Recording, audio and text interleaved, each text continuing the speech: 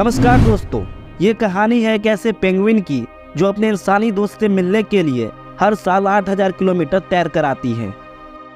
Not every year this animal swims 8,000 kilometers to meet a fisherman in Brazil who once saved his life. एक समय पर यह penguin अपने मौत से लड़ रही होती है, लेकिन तभी एंट्री होती है एक ऐसे इंसान की जो न कि उस पेंगुइन की जान बचाता है बल्कि उसके पूरी तरह ठीक होने तक उसे अपने पास रखता है। जी हाँ, मैं बात कर रहा हूँ परेरा डिसूजा और डिंडिम पेंगुइन की एक बेमिसाल दोस्ती की, जिसने पूरी दुनिया का ध्यान अपनी ओर आकर्षित कर लिया। इस कहानी में कई सारे राज छुपे हैं कि कैसे इस कहानी की शुरुआत होती है, क्यों ये कहानी इतना ज़्यादा पॉपुलर हो जाता है और सबसे इम्पोर्टेंट, इस बेमिसाल दोस्ती का अंत कैसे होता है। आज हम इसी कहानी को फुल डिटेल्स में जानने की कोशिश करेंगे, तो बिना टाइम वेस्ट किए चलिए वीडियो को शुरू करते हैं। Penguin, who was rescued by a fisherman 5 years ago, has returned to a beach in Brazil every year to visit the man who saved his life. While Pereira de Souza found Dindim. Now to a story which will warm your hearts, a rare instance showing the deep bond between a man and a penguin. Well, believe it or not, every year this animal swims 8,000 kilometers to meet a fisherman in Brazil who once saved his life.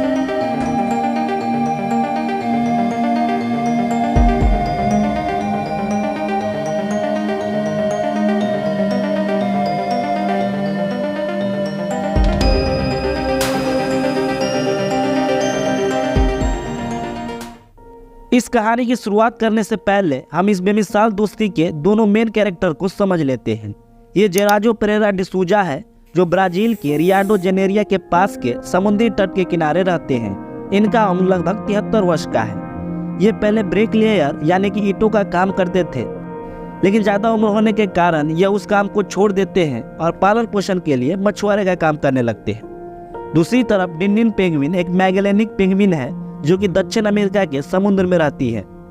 अब इस कहानी की शुरुआत होती है 2011 में, जब परेरा डिसूजा मछली पकड़ने के लिए समुद्र के किनारे जाते हैं। तभी उनकी नज़र एक ऐसे पेंगुइन पर पड़ती है जो बहुत ही बुरी कंडीशन में थी। जब डिसूजा उनके पास जाते हैं तब वो देखते हैं कि वो पेंगुइन पूरी तरह से तेल में लिपटी हुई है।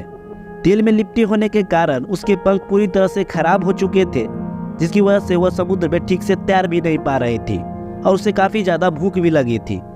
तभी डिसूजा उसे अपने घर ले आते हैं, उसे अच्छे से नहलाते हैं, उसे खाना देते हैं। लगभग 1 हफ्ते तक पूरी तरह से देखभाल करने के बाद वो सोचते हैं कि क्यों ना इसे फैमिली के पास पहुंचा दे। और जब वो उस पेंगुइन को लेकर समुद्र के किनारे पहुंचते हैं तो वो पेंगुइन जाता ही नहीं रहता है। परेरा डिसूजा सोचते हैं कि पेंगुइन की याददाश्त बहुत ही कमज़ोर होती है, इसीलिए यह शायद अपनी फैमिली को भूल चुका होगा, और फिर इस पेंगुइन को लेकर घर चले आते हैं। अब पेंगुइन और जियाजो दोनों साथ रहने लगे थे, इसीलिए डिसूजा सोचते हैं कि इनका एक यूनिक नाम रखते हैं। तब उन्होंने इनका नाम डिमडिम रखा। अब कई सारे लोगों का मानना है कि इसका नाम डिमडिम नहीं जिंजिंग है, लेकिन आपकी जानकारी के लिए बता दो, इसका रियल नेम डिंडिम ही है। एक्चुअली में हुआ ये था कि जब अमेरिकन जर्नलिस्ट इनके पास इंटरव्यू के लिए पहुंचे और जब डिसूजा ने इनका नाम बताया तो उन्हें लगा कि ये जिंजिंग बोल रहे हैं, लेकिन एक्चुअल में डिंडिम सही उच्चारण है, जो कि एक पुर्तगाली शब्द है जिसका मीनिंग आइस पॉप होता है। अब कहानी में वापस आते हैं तो परेरा डिसूजा का कहना है कि अब यह हमारे परिवार का सदस्य बन चुका है, हमारे गोदी में ही रहता है, हमारे साथ ही खाना खाता है, और तो और जब इसे दूसरे व्यक्ति छूने आते हैं तो यह उसे चोंच मारकर भगा देता है। इस कहानी में सब कुछ ठीक चल रहा था। डिंडिम लगभग 11 महीनों तक डिसूजा के साथ रहते हैं, लेकिन एक दिन अचानक डिसूजा जब सोकर उठते हैं तो उस पेंगुइन को न पाकर उसे आसपास की जगहों में खोजने लगते हैं। बहुत देर तक खोजने के बाद उस पेंगुइन का कहीं भी पता नहीं चलता है। अब डिसूजा सोचते हैं कि शायद नए पंख आ जाने के कारण ये अपने फैमिली के पास वापस चला गया होगा, लेकिन इस कहानी में एक ऐसा मोड़ आता है जिसकी कल्पना शायद किसी ने भी न की होगी। होता यह है कि साल 2012 में जून का महीना था। जब डिसूजा सोकर उठते हैं तो उसके घर के सामने काफ़ी ज़्यादा भीड़ लगी थी। जब उन्होंने जाकर देखा तो वो हैरान हो गए। एक्चुअली में वो वही पेंगुइन था जो डिसूजा के साथ रहते थे। अब कई लोग का ये मानना है कि पेंगुइन आसपास के ही जगहों पर खो गया होगा, इसलिए ये वापस चला आया। हैरान कर देने वाली बात तब सामने आई जब डिंडिम फिर से 9 महीनों के बाद चला जाता है और जून जुलाई में फिर से डिसूजा से मिलने के लिए चला आता है। अब लोगों को विश्वास ही नहीं हो रहा था कि जिस प्रजाति का याददाश्त इतना ज़्यादा कमज़ोर हो, वो इतनी दूर से मिलने के लिए कैसे आ रहा है। धीरे धीरे ये कहानी इतना ज़्यादा पॉपुलर होने लगा कि कई सारे अमेरिकन जर्नलिस्ट डिसूजा के पास पहुंचे, उनसे इंटरव्यू लिया।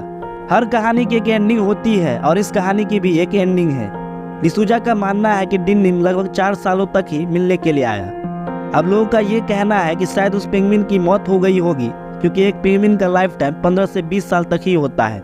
इस कहानी का एंड भले ही दुखद भरी हो, लेकिन इंसान और पेंगुइन की ऐसी दोस्ती सब कुछ चौंका कर रख दिया था।